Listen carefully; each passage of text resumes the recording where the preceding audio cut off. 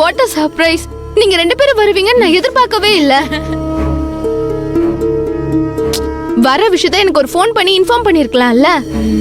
Inform பண்ணலான்னு தான் நினைச்சோம்.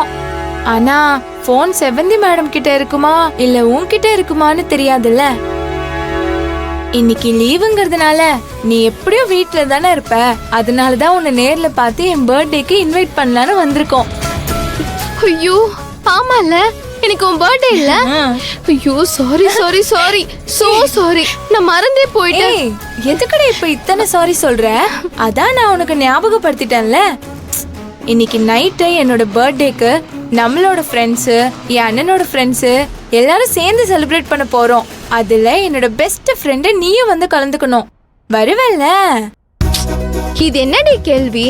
நான் எப்படி வந்து கலந்துக்காம இருப்பேன்? நிச்சயமா வருவேன்.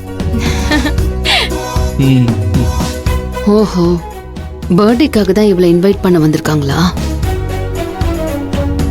அது மட்டும் இல்ல மது, இன்னைக்கு வித்யாவோட பர்த்டேல என்னோட ஃப்ரெண்ட்ஸுங்களை உனக்கு இன்ட்ரடியூஸ் பண்ணி வைக்கிறதோட எங்களோட க்ளோஸ் ரிலேட்டிவ் அண்ணாவையும் உனக்கு இன்ட்ரோ பண்ணி வைக்க போறேன்.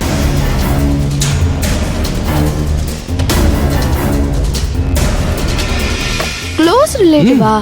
அப்படி யாரு உங்களுக்கு க்ளோஸ் ரிலேட்டிவ்? அவரு எங்க பெரியப்பா பையன்.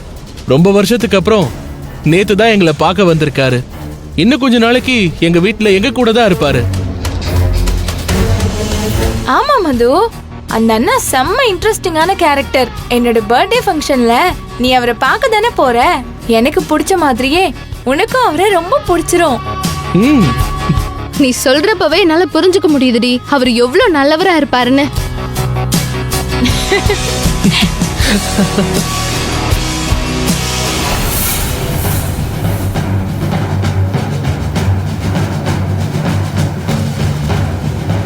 சரி மது, அப்படின்னா சீக்கிரமே நீ வீட்டுக்கு வந்துரு. நாங்க என் பர்த்டே ஃபங்க்ஷனுக்கான அரேஞ்ச்மெண்ட்ஸ் பண்ணணும். நாங்க வரோம். சரி வித்யா,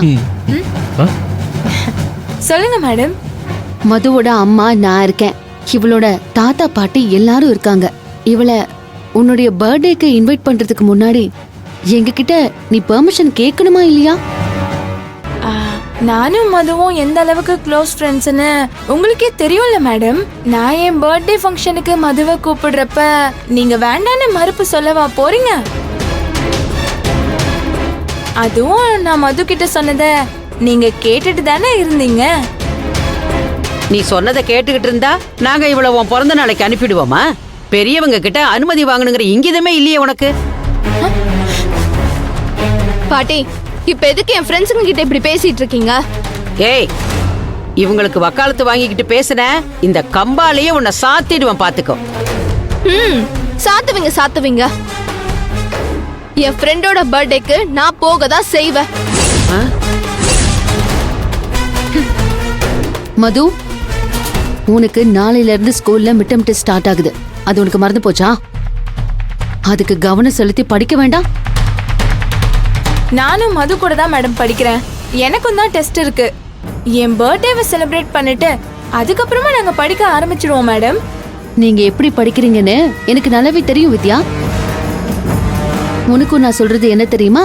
இப்படி பிறந்த நாளை செலிப்ரேட் பண்றதெல்லாம் விட்டுட்டு ஒழுங்கா உட்காந்து படி. அதுதான் உன் ஃபியூச்சருக்கும் நல்லது, மதுக்கும் நல்லது. மேடம், சும்மா 1 hour கேக் கட் பண்ணி செலிப்ரேட் பண்றதுல படிப்பு கெட்டு போயிருமா என்ன? எங்க ஃப்ரெண்ட்ஷிப்பை ரெஸ்பெக்ட் பண்ணி மதுவை அனுப்பி வைங்க மேடம். தம்பி, உங்க தங்கச்சி பிறந்தனால எப்படி வேணாலும் கொண்டாடிட்டு போங்க, அது உங்களோட விருப்பம். ஆனா எங்க வீட்டு பிள்ளைய வான்னு கூப்பிடுறது எங்களுக்கு என்னமோ சரியா படல. இந்த பிள்ளைக்கு படிப்பு தான் முக்கியம்னு நாங்க நினைக்கிறோம். அதனால மதுவை எங்களால அனுப்ப முடியாது. நீங்க கிளம்புங்க. இப்படிலாம் கட்டுப்பாடு போட்டு மதுவை எங்கேயும் போக விடாம முடக்கி வைக்கிறதால தான் அந்த ஸ்ட்ரெஸ்லயே மதுவால சரியா படிப்புல கான்சென்ட்ரேட் பண்ண முடியறதில்ல. இந்த மாதிரி சின்ன சின்ன செலிப்ரேஷன்லாம் இருக்கிறதுனால தான் இவங்களுக்கும் மைண்ட் ரிலாக்ஸ்டா இருக்கும், ஸ்டடீஸ்லயும் கவனம் செலுத்த முடியும். முதல்ல அதை புரிஞ்சுக்கோங்கய்யா. டேய், போக சொன்னா சரின்னு கேட்டுக்கிட்டு போவியா? அதை விட்டுட்டு பெரிய இவனாட்டம் பக்குவமா நியாயம் பேசிக்கிட்டு இருக்க. அவளை கூட்டிக்கிட்டு கிளம்புடா. பாட்டி, நீங்க கோவப்படாதீங்க, நான் பேசிக்கிறேன். சரி, வித்யாவோட பர்த்டேக்கு உங்க அப்பா அம்மா வராங்களா? இல்ல மேடம், அவங்க வரல. என்ன அர்ஜுன் சொல்ற? இவளுடைய பிறந்த நாளைக்கு உங்க அப்பா அம்மா வரலனா எப்படி? பர்த்டேங்கிறது ஃப்ரெண்ட்ஸ் எல்லாம் சேர்ந்து செலிப்ரேட் பண்றது மேடம். அப்பதான் ஜாலியா இருக்கும். இதுல எங்க டாடியும் மம்மியும் கலந்துக்கிட்டாங்கன்னா அது யூத்ஃபுல்லாவே இருக்காதே. அதனாலதான் அவங்கள கூப்பிடவே இல்ல. உன்னை பெத்து இந்த பூமிக்கு அறிமுகப்படுத்தினதே அவங்கதான். நீ என்னமோ அவங்க வந்து கலந்துக்கிட்டா அது யூத்ஃபுல்லா இருக்காதுன்னு சொல்ற? பிறந்த நாளுங்கிறது இளமைக்கான கொண்டாட்டம்னு நினைச்சிட்டு இருக்கீங்கல்ல? கேக் வெட்டி கொண்டாடுறது ஒரு பக்கம் இருந்தாலும் அதுக்கு முன்னாடி பெத்தவங்க காலில் விழுந்து ஆசீர்வாதம் வாங்கணும். அதுதான் ஒரு பெத்தவங்களுக்கு நீ செய்யற முதல் மரியாதை.